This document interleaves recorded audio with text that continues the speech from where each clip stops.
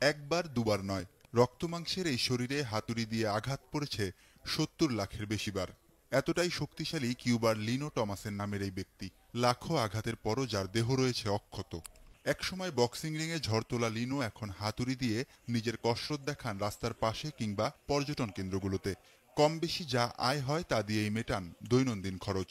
কিন্তু কেন তিনি বক্সিং ছেড়েছেন তার পেছনেও রয়েছে বিশেষ গল্প।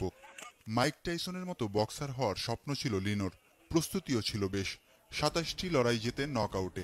তবে একবার লিনোর এক ঘুষিতে বক্সিং রিংয়েই মাথার খুলি ফেটে মৃত্যু হয় প্রতিপক্ষের। সেই অনুশোচনা থেকেই বক্সিং ছাড়ার সিদ্ধান্ত নেন তিনি। সে সময় নিজের সঞ্চিত সব টাকা দান করে দেন নিহত সেই প্রতিপক্ষের পরিবারকে। শৈশব থেকেই সমবয়সীদের তুলনায় বেশি শক্তিশালী ছিলেন লিনো। ৭ বছর বয়স থেকেই হাতুড়ি দিয়ে নিজের শরীরে নিজেই আঘাত করতেন তিনি। আর এই অধ্যাবসায় তাকে তৈরি করে লৌহ মানবে।